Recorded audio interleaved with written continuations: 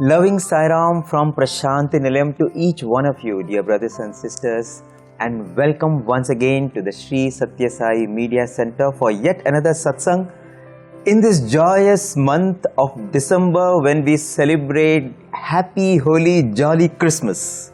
And joining me once again is Brother Amir Deshpande from the Sri Sathya Sai Center for Human Values. Sairam and a very Merry Christmas to all of you. In fact, the moment you utter the word Christmas, and if you are in Prasanthi Nilayam, I know that there will be so many devotees who would long to be here, who would want to relive that Christmas bliss. I think what you see in Christmas in Prasanthi Nilayam is so special. You find love pouring from all corners of the world into Prasanthi Nilayam. You see waves of bliss. You see that Prasanthi Nilayam becomes one big home, one big family, and people who have had the chance to see Christmas in the early years, they have seen what very, very few people have seen. In fact, I'm reminded of the blissful Nagar Sankirtan during Christmas every morning, The early morning thing, when all the devotees do circumambulation of the mandir with candles. I think that's the only time in the year when we do Nagar Sankirtan, holding candles and singing carols. And after that comes the most amazing darshan that you can ever have in Prasanthi Nilayam, isn't it? The doors of heaven open. The Silver Door Darshan. Yes. I think one of the most unique aspects of Swami's darshans. The only time I think that it happens in Prasanthi, where the silver doors open and Swami comes out in that majestic white robe. Yes. I think other than Swami's birthday, Christmas is the only other festival when Swami would actually wear the white robe, and he would bless the devotees, and the jingles of Silent Night would kind of reverberate in the ashram, in the mandir, and it would be such a wonderful, beautiful, meditative time to be. Absolutely. Swami swaying gently to the singing of the Christmas carols, and it was a sight for the gods to behold. Absolutely. I mean, the only word that comes is angelic darshan, heaven. You can only think of those words when it comes to Christmas morning. And if you look at even Prasanthi Nilayam, the whole ashram acquires a completely new hue, isn't it? You will find decorations happen not only in the Sai Connect hall, you will find that every institution, be it the book trust, the shopping complex, the media center, the canteens, you will find every speck of ashram so beautifully decorated. In fact, this also happens to be the anniversary of the senior boys hostel. Yes. This was the day, the Christmas day, when Swami inaugurated the boys hostel, and therefore it's the birthday of the boys hostel, which is in a sense so it has such symbolic. Inner significance. Yeah, so symbolic, because Swami's children, Swami's students, Swami's boys, their home was given to them on his son's birthday. Absolutely. And so even the hostel is also decked up beautifully. Yes. All of the hostels and all of the educational institutions. Yes. And I think the center point of the entire celebration is the Western canteen. Yes. You have the beautiful manger out, and then after the evening Christmas celebrations, the whole scene moves to the Western canteen. Where devotees from around the world, little children enjoying in the lawns and taking pictures with the reindeer and the Santa Claus. My God, I think Christmas joy is something that you have to be here to experience.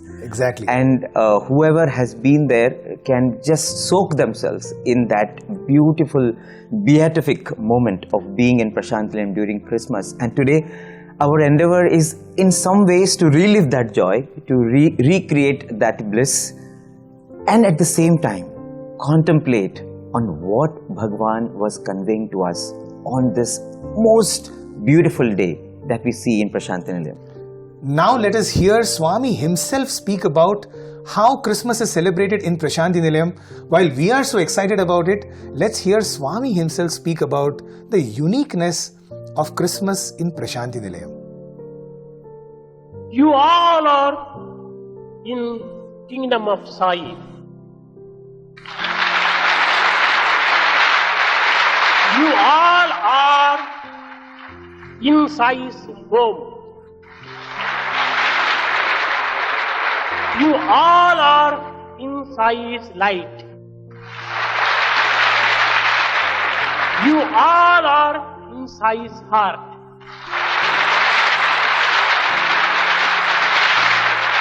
I will bless you. I will bless you in the holy night.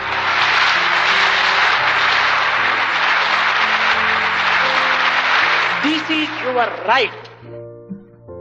ఈనాడు ఈ ప్రశాంతి నిలయంలో ఎన్ని మతముల వారు కూడినారు.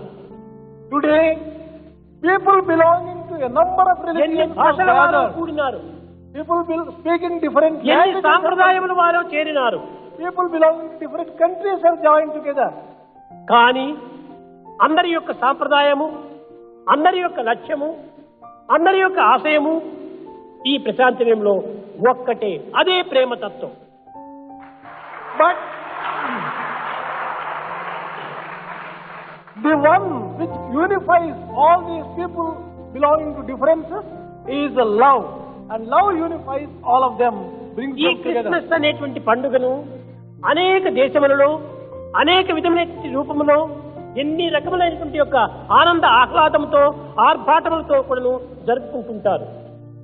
This Christmas festival is celebrated in different countries, in different ways, with a lot of pomp and show. కానీ ఒక్కటి మాత్రం అందరూ గుర్తించాలి. But all of you should recognize one ఒక్క thing. ప్రశాంతి నిలయంలో జరిగేటువంటి యొక్క క్రిస్మస్ పండుగ ఏ ప్రపంచంలో ఎక్కడ కూడా జరగదు.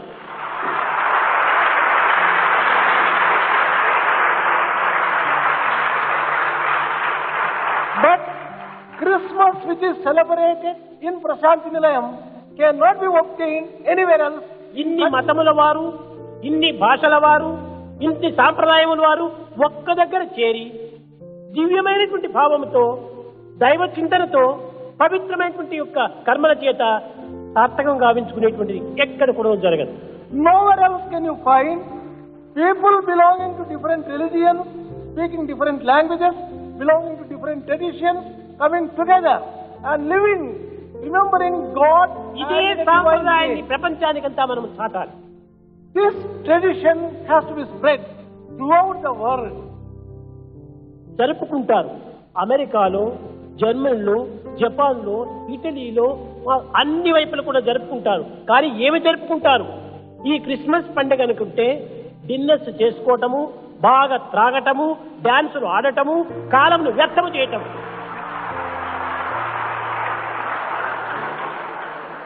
Christmas is celebrated in America, Germany, Japan, Italy and various countries. But in what way do they celebrate? They participate in dinners, they drink and they dance and waste their time, కానీ make time ఇక్కడ unsacred. కూడా మీరు త్రాగుతున్నారు. ఏమి త్రాగుతున్నారు? పవిత్రమైన ప్రేమను త్రాగుతున్నారు. Here also you are drinking. Here also you are drinking, but you are drinking divine love here. ఈ ప్రేమను ప్రపంచానికి మీరు త్రాపించాలి. You should make the entire world drink this love. In fact, as you hear Bhagawan talk about the uniqueness of the celebration in Prasanthi Nilayam, you feel like saying, yes Swami, it's true, it's true, it's true. That is how beautiful Christmas is in Prasanthi Nilayam. In fact, this takes me back to one of the very early Christmases that happened in Vrindavan. The year was 1976, and a few American devotees came from New York and they said, Swami, we want to celebrate Christmas with you, we want to sing carols. And when one of the devotees went to Bhagawan, Swami immediately agreed and Swami said, I will give you dinner. This was the first thing Swami said. And the next morning, there was a knock on the door of one of the devotees. There were two students standing there and they said, Swami has sent us. Please choose the tree. We have to cut it to make the Christmas tree. So that is how involved Bhagawan was. And so the students then chose, along with the devotee, one pine tree. Vrindavan had many pine trees and these pine trees used to be regularly topped, for their health. So they picked one and a 17 feet Christmas tree was brought down, and Bhagavan specifically told the devotees that you go for Nagar Sankirtan in the morning. So they went in the Kadugudi village and they sang carols, and when they returned, Bhagavan gave balcony darshan in the old bungalow in Vrindavan, and in the evening, Swami gave a beautiful discourse, and at the end of the discourse, as he had promised, he personally gave prasadam to all the devotees. And for the devotees, it was a feast not only for the stomach, feast for the eyes, feast for the heart, feast for their whole being. What a lovely memory. And Janet Bicker, who was there, she says, perhaps this was one of the times when Christmas was celebrated in Vrindavan, perhaps the first time Christmas celebrated in Vrindavan. And I think we have some beautiful pictures Yes. that Mrs. Janet has sent to us. Yes. And they are so beautiful because there's one picture in which all the little children are putting garlands for Swami. And then there is one picture where Swami is filled with all the garlands. I think this is another very unique thing where children got an opportunity to actually put the garland around Swami's neck. So beautiful. When we think about the message that Bhagawan was constantly giving, I think there is one very, very powerful message that you see in all the Christmas discourses, isn't it, Amir? This will be our endeavor today to take you back through most of the discourses starting from almost 1970 onwards. And we have kind of picked and chosen what were the key messages that Swami gave. And Swami, in fact, one of the things that he constantly said in the Christmas discourse was, all of this dancing and playing and enjoyment is good. Yes, it is necessary. But such days should not be just spent away in doing this kind of celebration. Yes. One must ponder over what is the inner significance of the birth of one such master. These masters come and they rise up the entire consciousness of the world. And so it cannot be just, kind of forgotten that way.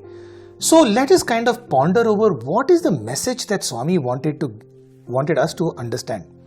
And, as usual, Swami would start with the very first story of the birth of Christ, where he would say that 3 Arabian kings came following the North Star. They come over there. Yes. And of course, Swami, in different discourses, Swami describes it very differently. And he says they come over there, and the first king looking at the baby Jesus, he says, he will love God. And then the second one says, God will love him. And then the third one says, he is God. And these 3 messages, Swami, in fact, he bores down into each one of these lines. And Swami explains, he says, when the first king said, he loveth God, it means, who loves God? The one who is the messenger of God will love God. And so therefore, Swami goes on to say that therefore first Christ said, I am the messenger of God. The second king says, God loveth him. Now who does God love? God will love his own children. And therefore Jesus said, I am the son of God. The third one says, he is God. And which means that me and my father are one. So Swami very beautifully connects these 3 messages, which is, I am the messenger of God, I am the son of God, me and my father are one, with what the 3 Arabian kings said. In fact, as Bhagawan explains this in various discourses, Bhagawan also draws parallel to the Vedantic thought, the Vedantic philosophy, and Swami compares this to Dvaita, Visishta Dvaita, and Advaita. So Swami says, in the first stage, I am the messenger of God. There, the messenger is different from the master. So that is the stage of Dvaita, dualism. So there is separateness. Yes. And then Swami says, in that stage, you are constantly serving the Lord. And as you serve, there is expansion of compassion and the blossoming of divinity within. And that takes you to the next stage, where you feel so connected to God. It almost becomes like you are part of God. God is the whole and you are a part. God is the body, you are a limb. And Swami says that is the stage of Visishta Dvaita, the qualified non-dualism. And once you are in that stage, it comes to a stage where complete that separateness dissolves, because slowly you identify yourself with the Supreme One so much that you become one. And that is the stage of Advaita. There is only oneness, mergence. There is only one thing that exists, and that's love.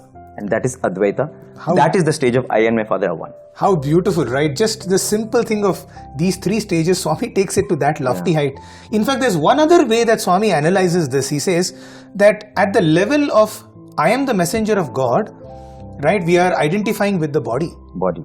Just like Hanuman said, at Yes. the level of Dasoham Kosalendra se, when he Yes. says, at the level of the body, body. I am the servant, I am the messenger of God. Yes. So that's the body level. I am the son of God, okay, is at the level of the mind, because it's a perspective where you are able to see the oneness beginning to emerge. Yes. And eventually, when you say that I and my Father are one, you're saying at the level of the Atman, at the level of the spirit. So this is another way to analyze these three statements. Absolutely. One other thing that Bhagawan used to mention whenever Swami used to say this is when Jesus was born, he declared himself, he announced himself that he is the messenger of God. But Swami says what he meant was each one of us, whoever takes birth, is a messenger of God. If you are a messenger of God, what you are supposed to do is to live up to the message. And what is the message that you have to live up to? The message is of service, the message is of morality, the message is of integrity. And Swami says, as a messenger of God, the sole purpose of your birth is to propagate the omnipresence of God and to always be immersed in the glory and the might of the divine. In fact, I'm reminded of one very beautiful incident that happened. This happened with one devotee. His name is Mr. Michael McCarthy. And you can see a lot of his videos on YouTube, his satsangs. He came to Swami in the late 80s, early 90s. And one of the most incredible stories of transformation you can see in his life. So, he's from the United States, and he was into all sorts of, what you may say, undesirable activities that you can even think of. And he himself describes it that way. And so when he had come to India, he said, he started off on a world tour where he said, I'm going to search for something. I don't know what it is that I'm looking for, but until I find that, I'm not coming back to the US. And that's how he had started on the world tour. The world tour brought him to India. He was in Chennai, where for the first time he was introduced to, this afro-haired person called our beloved Swami. And, filled with that kind of joy, he goes back to Bangalore before, taking the flight back. And as he is standing, in his hotel balcony, and he's thinking, what just happened to me? I mean, is that even possible that I actually saw God? Because he says, when he starts analyzing that, he says, Jesus saw God, Prophet Muhammad saw God, Michael McCarthy saw God. It just doesn't fit in, right? It just doesn't make sense to say that those people saw God and even I saw God. And so he said, I don't think this is really true. He was trying to talk himself out of the experience that he had had. And as he was thinking about this, right across the balcony, in the middle, he says, he describes it very beautifully. He says, a huge figure of Swami started to emerge. And he explains, he says, this was not some kind of a, where you put your finger into your eye and think, you're hallucinating. No, it was actually happening. Is a huge Vishwa Virata Swarupa of Swami started appearing in front of him. And he says, in the sky, on one side, the form of Jesus starts to appear. And on the other side, the form of the prophet starts to appear. And Swami is looking at him and, kind of telling him that, what? Yes, that is true. Jesus saw God, prophet saw God, and you are seeing God. And therefore, each one of us is the messenger of God. Wow.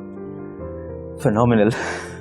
In fact, as you talk about him, I'm reminded of another devotee from the Western Hemisphere, and his tale is so awe-inspiring. His life was resurrected during Christmas 1971. The famous story of Walter Cowan. He was born in 1890, and even as a child, Walter was very interested in Christian Science. He was interested in country music. He was interested in history. At the same time, He was highly intelligent, he was very sharp, and he quickly self-educated himself and discovered to extract carbon from gas, and he became a big officer in the Union Oil Company, and he made millions. But every penny that he earned was earned with highest standards of morality. And even as this was happening, the famous pastime or the fame or what really interested Cowan and his wife Elsie Cowan is theosophy, spirituality. So they used to read a lot and they used to do a lot of sadhana, and with time they were able to leave their bodies and go into astral planes and help a lot of struggling souls there. And by the time Walter Cowan retired, with the money that he had, he invested and bought a 800-acre ranch in California, and he had the trust deeds and mortgage papers of so many people who bought lots on that ranch, and even if those people were unable to pay, he never foreclosed on them. He was constantly seeing how to help people physically, materially, spiritually. And Elsie Cowan says that Walter was such a great man.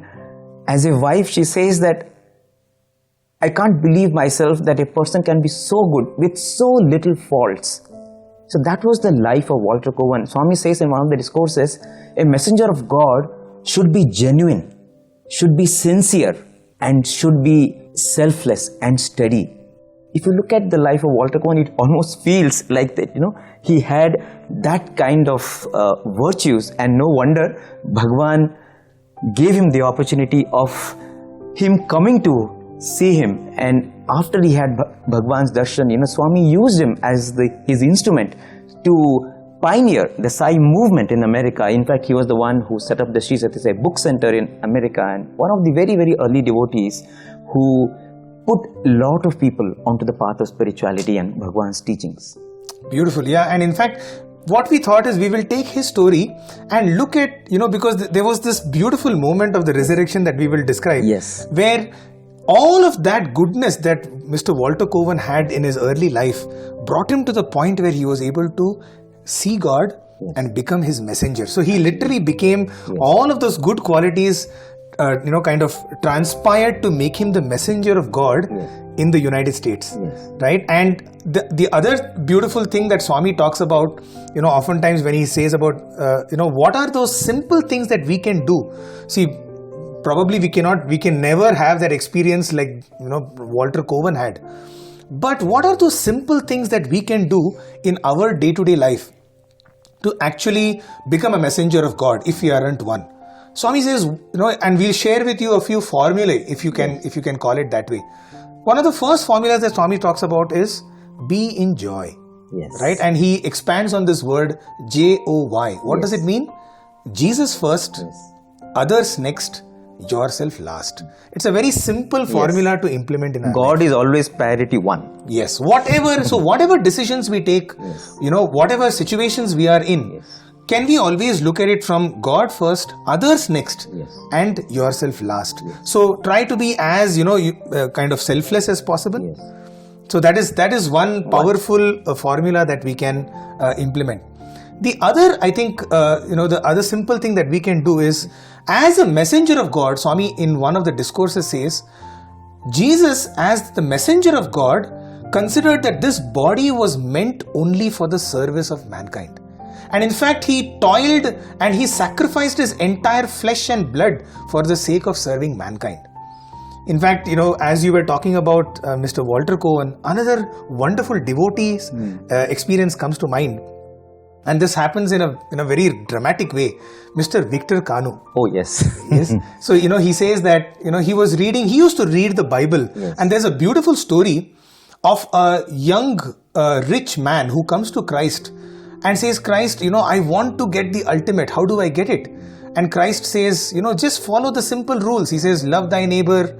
He says, be a good man, don't commit adultery, all of those things.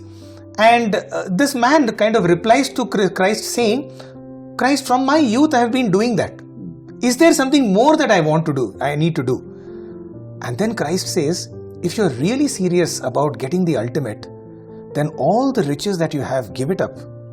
Okay, and give it up for the sake of in service to the needy, and come to me.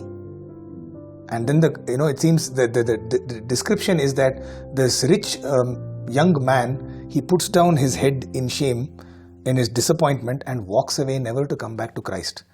Because you may have done all of those things, but to give up something for the sake of someone is so difficult. Now it seems Victor Kanu would read this and say, I wish I don't get into that position. Yes. If at all such a thing comes to my life. And that's exactly what happens to him. He and his wife are sitting at Swami's lotus feet, and they say, Swami, we want to do this, and we want to set up a school, the very famous school in Zambia. This was before that. And Swami says, yes, do it. So, Swami, we don't have the money for it. He says, sell all your things. Sell all your properties in London and go set up, that school. And then, and this is exactly the time when Victor Kanu thinks, now my moment has come. Yes. And that's what he did. Yes. Victor Kanu goes back, sold all his properties in London, in UK. With no second thought. No second thought. Comes to Zambia and sets up that very, very famous school, which is called the magic school. Miracle school. The miracle school. And to the extent that even that much money is not enough, so they even take a loan. Swami says, go ahead and do that. Yeah. But the first thing that we need to do as messengers of God is joy, and that joy in service to our fellow man. As Swami says, all I want you to do is 3 things. What is the first thing? Do good to those who have done harm to you. Right? That is so difficult. Do good to those who have done harm to you, because what it does, Swami goes on to explain. Swami says, what it does, it purifies your heart. Right? All of that hatred and malice that you have against someone will go away if you do good to someone who has done harm. Number 2. The second one, Swami says, is it has 2 subdivisions. One is forget what evil others have done to you, and forget what good you have done to others. The reason Swami says for the first one, forget the evil that others have done to you, is it will remove the attitude of vengefulness and that this wanting to get a revenge. That will go away from you. And obviously the second one, the inner significance of what good you have done to others, forget about it. First of all, Swami is saying, do good to someone who has done harm, and forget about that good, because that will what is reducing your ego. And the third important thing is gratitude. I think gratitude is something Swami continuously emphasized on, especially whenever he was speaking to the students. And you said you have to be grateful to your parents, you have to be grateful to society, you have to be grateful to every person. You are not just an individual being on the planet. You are connected to every person, and you are what you are because so many people knowingly, unknowingly have done so much. And I think that is something that you see in Jesus' life, and that is something that Swami mentions, that if you want to be a messenger of God, you have to see that this attitude of gratitude becomes a part of you. So if we go back to the story of Mr. Cowan, so I mentioned how Cowan was all the time interested in helping souls in various planes, in the astral planes.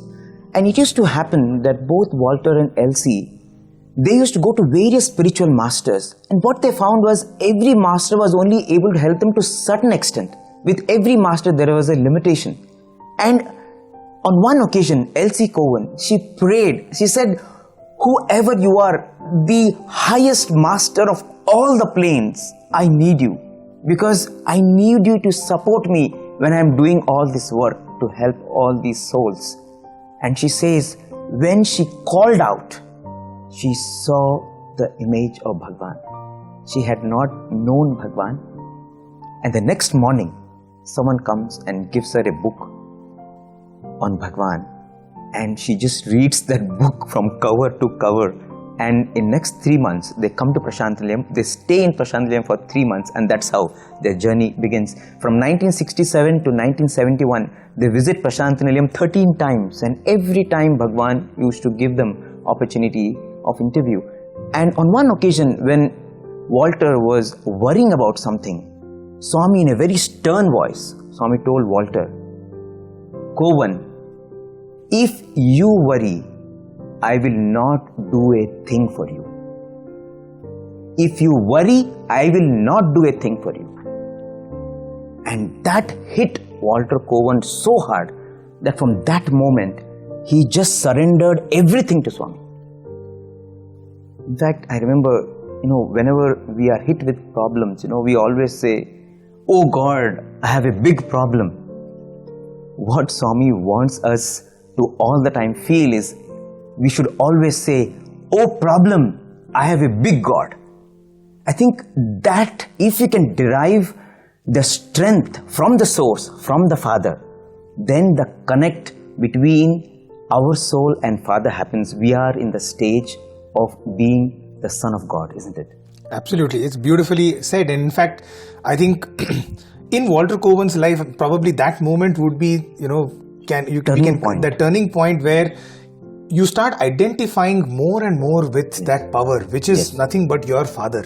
Yes. In fact, this being fearless, to have that courage, is something that Swami would tell often in his discourses. He would narrate the story of Jesus Christ himself as a boy of 12. His parents had taken him to a celebration at the temple in Jerusalem, and the huge crowd, and the boy gets lost. We all know the story. The boy gets lost, and the mother is frantically searching for Jesus. And after a while, she finds Jesus sitting in a temple and listening to a spiritual talk, which one of the priests is giving. And so she goes and she hugs Jesus, and she says, "Where were you? I was so worried. I thought I lost you." And Jesus says, "We are in his home. Why should you worry, mother?" And Swami so beautifully narrates this point that once we are in the home of our Father, there should be no worry at all.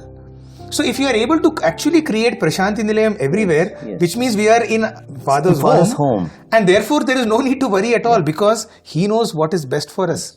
So this is one story that Swami would often narrate, which he would go on to say that because Jesus identified himself as the Son of God, there was no fear.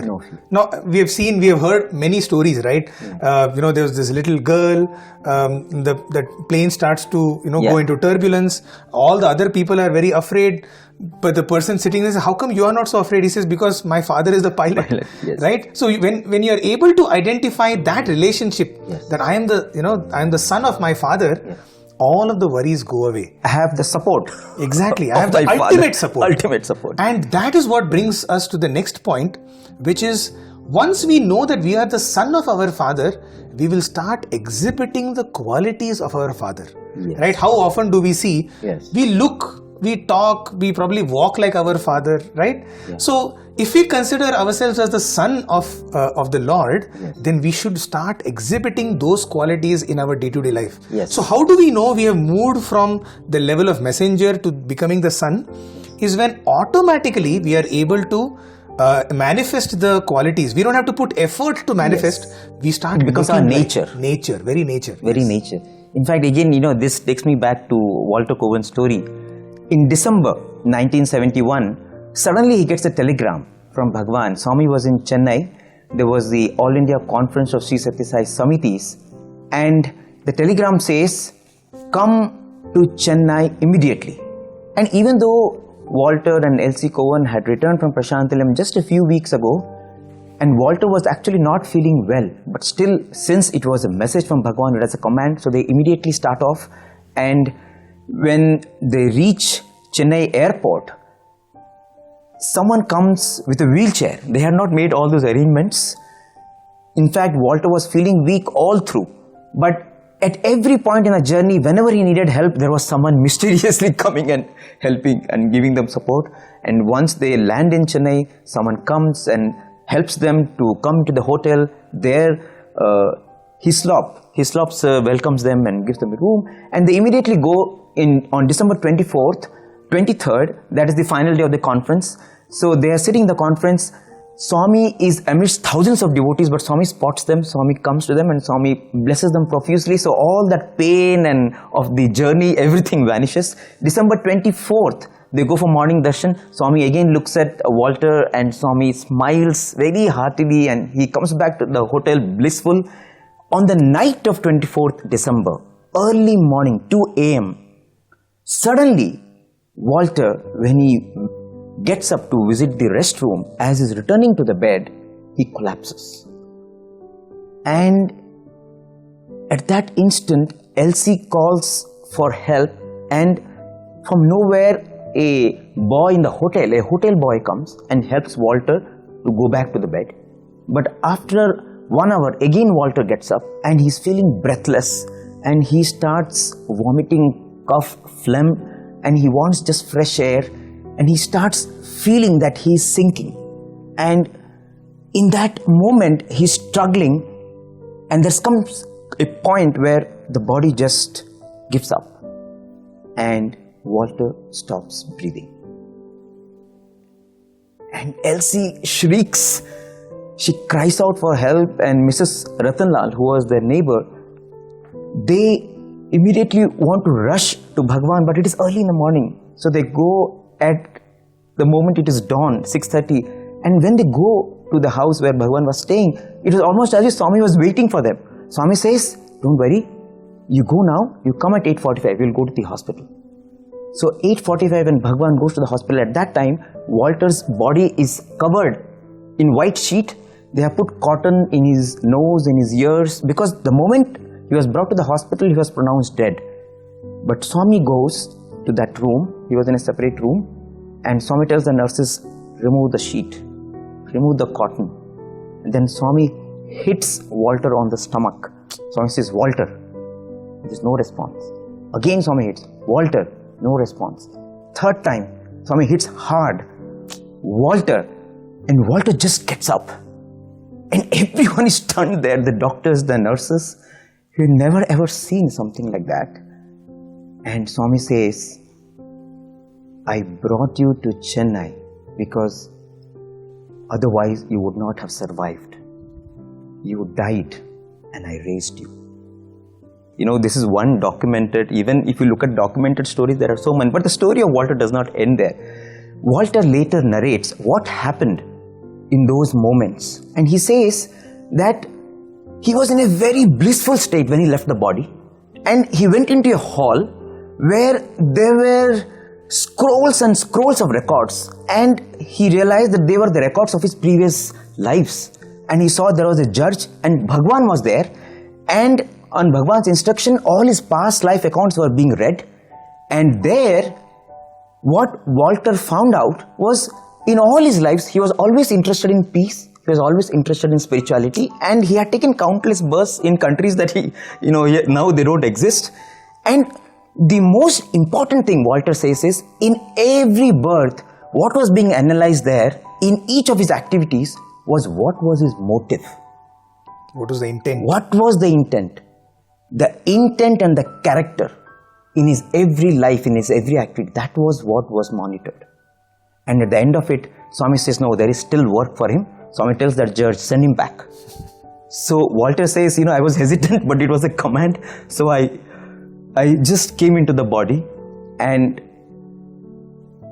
for Walter, that was such a turning point in his life, to just have that realization about what really happens when you leave the body. But again, Bhagawan does not conclude Walter's story there. The next day, 26th, again Walter collapses. And Swami at that point in time is giving a discourse in a devotee's house. And even as Bhagawan is giving discourse, suddenly Walter feels Bhagawan's presence, very strong presence, and he comes back to consciousness. And then Walter is taken to hospital. And when the doctor examines Walter, he says, all the illnesses that you had previously, all your long pending diabetes and all the health issues, when you died, all your diseases also died. So when Bhagawan gave birth, new birth, it was like a new life, it was fresh life. And Elsie Cohen says, Walter lived for another 6 months after that. She says, in all my years of married life with Walter, I had never ever experienced that bliss of being with Walter those 6 months, because Walter had become just love. Walter was just being with him was like always being in heaven. That was what Walter Cohen became in those 6 months. Almost like becoming God, right? Yes. Becoming the Son of God is, so that is the second stage. Having been the messenger of God, he went on to become the Son of God. So he was able to, all of that which he had learnt, he was now able to put it into practice and actually be that. There was no effort for him to be good. Those 6 months. Those 6 months. Naturally, he was just exuding love all the time. In fact, I'm reminded of another beautiful story that Swami tells in one of the discourses where he says, Saint John is walking and he sees an angel reading a book. And so he asks, who are you and what are you doing? And the angel says, I'm reading this book which is on the doctrine of love. And so Saint John says, can I get the book? And the angel says, yes, definitely you can have the book. But when I give you the book, what you must do is you must eat it. You must eat the book. And then the angel says, in the beginning when you eat the book, it will be bitter. But as you keep digesting the book, it will become sweeter and sweeter. And Swami says, Saint John's life became like that, just like Walter Cohen's life. And I think all of these discourses and all of the messages that we are reading, if we want to become the Son of God, it's not just enough to just, kind of read through, and we must eat it. And Swami explains that eating means digesting. See, and this is once again the Vedantic, the three-part way of learning in Vedanta, which is Shravanam, Mananam and Nididhyasanam. So, one is the Shravanam, which is to listen to these satsangs. The second is to understand. Mananam is to contemplate on them. And then the assimilation. So, Swami is explaining that Saint John actually ate the book, and yes, it is bitter. You see, when we start walking on the path, it will be bitter for some time. Later it becomes nectar. Later on it becomes sweetness. But I think once you digest, then it's like, just like when you digest food, and then the essence of the food becomes a part of you. Yes. I think that once you eat the book, once you digest the message thoroughly, then you become part. That message becomes a part of you. Yes. And in fact, if you look at Jesus' life, that's how it was. Even when Jesus was being tortured, Jesus' disciples started abusing the people who were tormenting Jesus, and Jesus told them, no, be alike to everyone. He hears the voice of the Lord, which says, my dear son, all are one. Be alike to everyone. And that's what the Father says. And Jesus hears that. And Jesus, that's why, pleads with his Father and says that, Father, please forgive them. Because they have no idea what they are doing. Please forgive them. And I accept this as your will. They are also part of your will. Everything that is happening is but different people acting as per your will. They are all instruments of your will. So I accept everything. I think to become a son of God, to have that kind of forbearance, that kind of forgiveness, that kind of equanimity, I think that is the stage. Correct. When that starts to manifest automatically in our day-to-day life, we will know that we have reached, that stage of becoming the son. Of course, in this day and age, I think it's important to also mention that when we say son, we also mean daughter, okay? Because, a lot of people say that why only son of God? Why can't we be the daughter? Because messenger is kind of both the genders, but son of God means that we are a part of that. And in fact, to bring a daughter of Bhagawan is none other than Mrs. Phyllis Crystal. Oh, yes. Yeah, her story is one of a point exactly to tell this, that, see, probably what Saint John did will not happen to us. What happened to Walter Cohen will not happen to us. To be like Jesus, we may think that it's, impractical. But let's hear a story which is very, very much practical, which is what happened in the life of Mrs. Phyllis Crystal. In 1974, when she was returning back, going back home from a trip to Parthi, her plane was hijacked. This is 1974. It was hijacked. She was sitting with her husband, Sydney Crystal, and the story goes that Sydney Crystal actually looks at Phyllis Crystal and says, that's it, we are done. Because one of those hijackers was about 20-25 feet away with a cigarette in his mouth, she describes, and there was a large ammunition, kind of next to him. Says, if that, Sydney Crystal says, if that cigarette actually falls on that ammunition, we are going to get blown up in the middle of the air. We are in the sky, and we are going to just blow up. And the reply that Phyllis Crystal says, she said, I don't know from where this came, it just came at that moment from her saying, no, that is not going to happen. Nothing is going to happen. And then she says, she closes her eyes and she visualizes Swami, in the interview room in Dharmakshetra from where they had just come, and she just says, Baba, help. Okay, and back comes the reply from Swami, that is from her inner conscience. The voice that she hears is, send them your love, give them your love. Okay, and in fact, she says that she started arguing with that voice. She starts arguing with Swami, saying, Swami, are you crazy? This is a hijacker. How am I going to ever give that love? And Swami says, yes, you can. And so she starts to visualize and she starts to pass on that love, And he says, as that process starts to happen, she starts to actually, in front of her eyes, she starts seeing that hijacker getting weak. Yes. And that, that the cigarette in his mouth starts to, it seems, quiver, and his hands start to tremble. Okay, and finally it falls, and he immediately rubs it off, and within a few hours, the entire situation kind of waters down. It gets diluted, and they eventually, are rescued. And she says, this is the power of love. We can manifest this. Therefore, we can become the son and daughter of God in our very lifetimes, just by manifesting and by radiating that love that we have that we have received from Swami. Absolutely. I think when you radiate that kind of a love, I think there comes a time when, you yourself become that love. Because if you can radiate that kind of love, you are so connected to the source. Just your love can disarm a terrorist. I think that is what we saw in Jesus' life. And Bhagawan talks about this Last Supper of Jesus, where Jesus says that this bread that I am eating, this is not bread. Jesus says, this is my flesh. And this wine that I am drinking, this is my blood. And Bhagavan says what Jesus meant was, every living being with flesh and blood is He Himself. I think to feel that whoever, if there is blood in their veins, that is the blood of the divine. If there is flesh in your body, that is divine energizing you. I think that is the stage of oneness. And that is the final stage where, Jesus says, me and my Father are one. Because you only see divine everywhere. And I think one easy way that Swami explains in one of the discourses of how we can be like that is, he says, look at a child.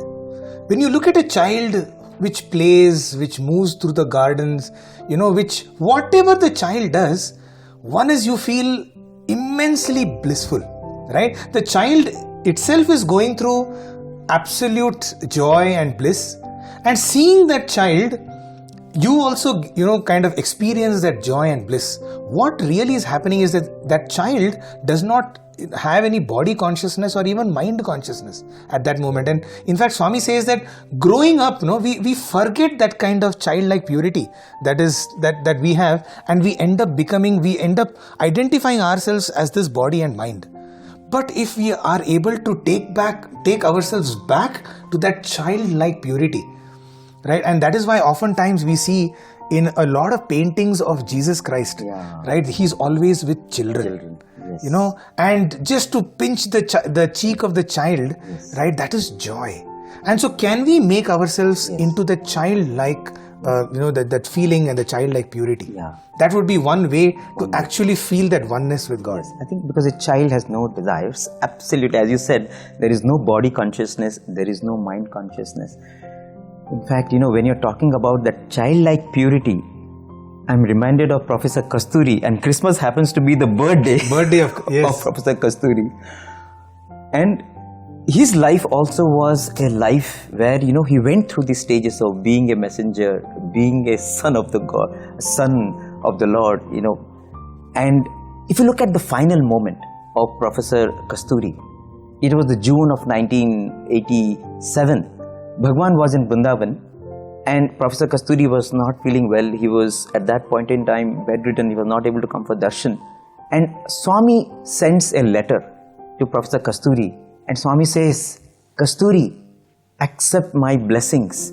I am with you, in you, around you, all the time. And Swami says, do not think of anything else. Be always in the thought of God. That is the sadhana that you have to be engaged now. And finally, Swami says, I will come back very soon. Wait for Sai. That is the message Swami gives. Wait for Sai. And when that message came, Professor Kasturi, from that day, as it is he was pining for Bhagavan, his pining became stronger and stronger. Swami says, wait for Sai. He just cannot wait to see Swami again. In fact, he's desperate to go to Vrindavan and, people don't allow him, ashram authorities don't allow him because of his precarious condition. Bhagavan comes back and then Guru Purnima celebration happens. During Guru Purnima celebrations, when Bhagavan is giving a discourse in the Purnachandra auditorium, Professor Kasturi in his room suddenly calls Ramesh Kasturi, his grandson, and he says, Ramesh, Kasturi is dead. I am Atma. Kasturi is dead. I am Atma. From today, don't ask me to do anything. Don't ask me to eat. Don't force me. Don't ask me to do anything. And from that moment, they say, even that pining also stopped. Kasturi sir, after that, didn't even feel that no, Swami has to come, Swami has to come. He only wanted silence. So much so that in his room, they say that nobody could talk. Even his daughter, grandson, if they have to talk, they have to go out of the room and talk. He just did not like any noise. And he didn't want to eat. He was in that state. And on August 14th, 1987, that was the momentous day, when in that morning, early in the morning, Professor Kasturi was in semi-conscious state, so they sent message to Bhagavan. Swami said, no, his time has not come. Don't worry.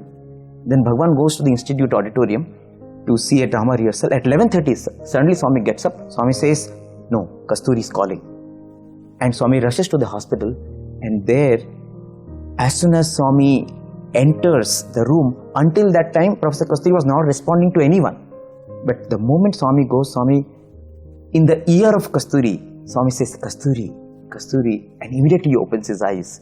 And he wants to fold his hands. Swami catches a hold of his hands and Swami applies vibhuti, creates vibhuti, applies on his forehead and all his body. And then Swami tells the doctors, 1 more hour is left. Now all of you just do Sai Ram, Sai Ram. And Bhagavan leaves. Exactly 1 hour later, even as everyone around is chanting Sai Ram, Sai Ram, Sai Ram, Professor Kasturi merges with the divine. And Swami says, now do bhajans till 7 p.m. And Swami says, lock the room. They says, no Swami, we cannot leave a dead body. Swami said, don't worry, lock the room. Next morning, 6 o'clock, when they open the room, they find that the room is filled with fragrance and Professor Kasturi's face is shining. Swami says later on to the boys that I was with him whole night. And in fact, Swami had told him that I will give you freedom, and 15th August happens to be the Independence Day, and he got his independence from this body on that day. And what kind of an independence? Swami Karunananda, the sage that used to live with Bhagavan, he said what Professor Kasturi had was Kapala Moksha, wherein the release happens from the skull, from the center of the skull. Karunananda says that I was fortunate to see that. Never had the opportunity to see that. And Swami said, no need to do any rituals for Kasturi. Swami said, he has attained what he has to attain. No need to do any ritual. Me and my father are one. Same thing Swami told Walter Cowan. When Walter Cowan passed away, Swami wrote a letter to L.C. Cowan saying, Walter is with me now as light. We know that journey, right? The final stage of the journey is, I am the light. First we say the light, I am in the light is in me. Then I am the light. And I think that is the journey of any devotee. If you walk on this path of messenger, son, and the final pinnacle when you feel that you are nothing but love because you become one with the love principle. And in fact, that is what Swami says is the message of Christ. If you look at even the symbol of Christianity, it is that cross. And Swami gives us the beautiful inner significance of the cross. He says, what Jesus did his entire life was to crucify every desire. See, the body stands for desires, the body and the mind. And if we are able to crucify that, then we will be able to reach the ultimate stage. And so then Swami says, can you give up on such a day with all of the celebrations that we spoke about, and yes, with all the dancing and drinking and singing and all of that, is it possible that you can give up one or two desires in the name of that Son of God who gave his life to entire humanity? Thinking about him, can we give up one or two desires? That is what we can do on this beautiful, holy festival of Christmas. Yes. Crucify your ego, be free. Be free, yes. Be free. So we can crucify our ego by giving up one At least desire. one. So it's at least one desire. Now let's go back to those beautiful moments of the Christmas discourses. Oh, those stellar moments, I think there are some moments in Christmas where Bhagawan parted the curtain and revealed such amazing things about the Sathya Sai Avatar. 1972 Christmas. Swami says, at the time of emergence, Jesus communicated something to all the disciples. Jesus said, "He who has sent me shall come again." And Jesus pointed to a lamb. And Swami says that lamb signifies the sound Ba Ba. It was the announcement of the advent of Sai Baba. And Jesus said, his name will be truth, Sathya.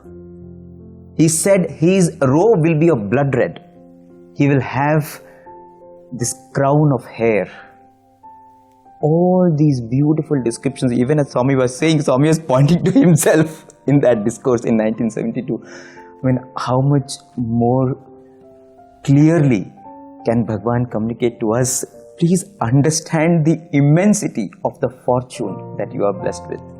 Then there was this other beautiful discourse in 1996, and you will see a clip of that also, where in the middle of the discourse, Swami waves his hand and materializes a Bible which is from the 1500s. It's over 500 years old. Yes. This Bible contains all of the four Mahavakyas. Swami says, in fact, Prajnanam Brahma, Ayamatma Brahma are written in the Sanskrit language in this particular book. And Swami says there are stories of Christ that are not available in any other Bible that are there in this particular Bible.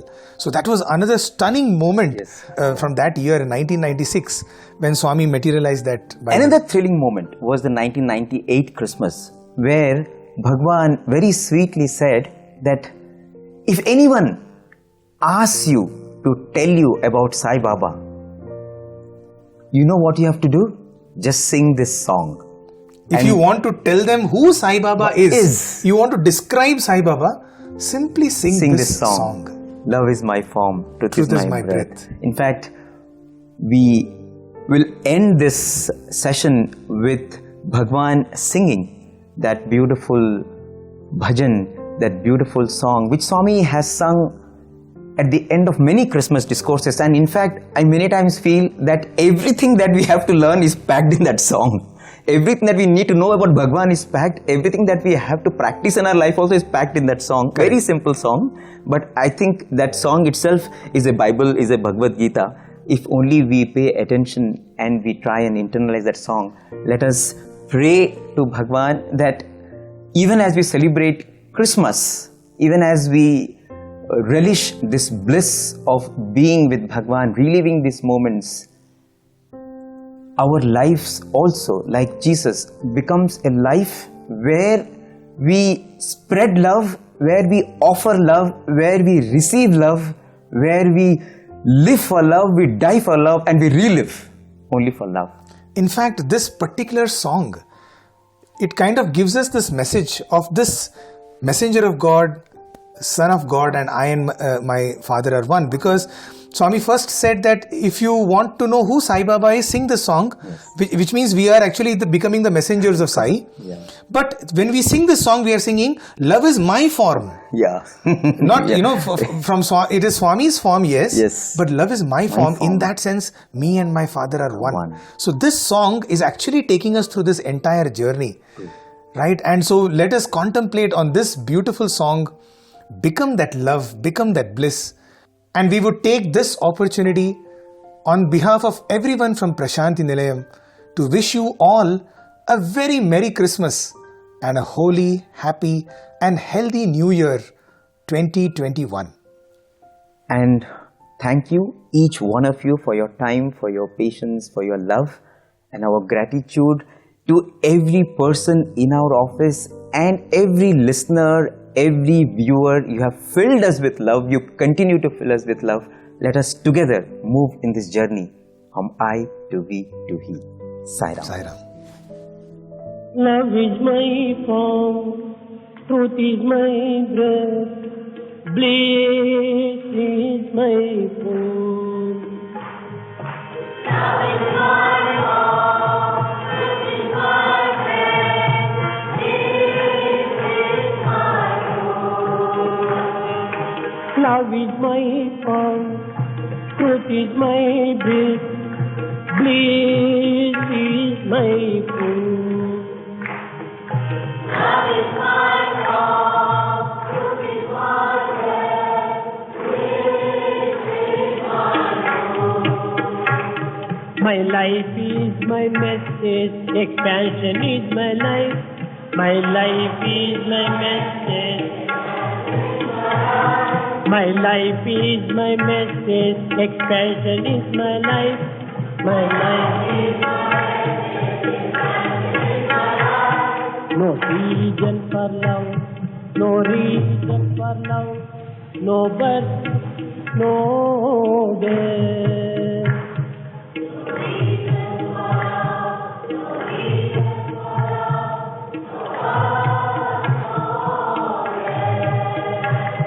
No reason for love, no reason for love, no birth, no death.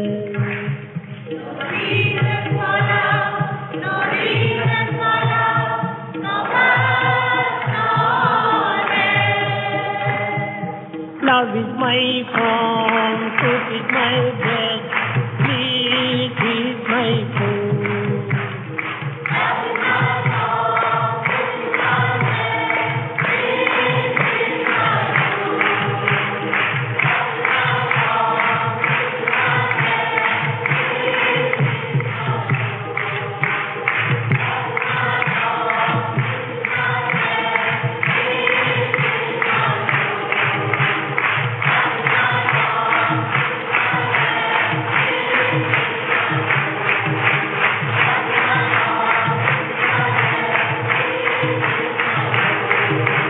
Love is my form, truth is my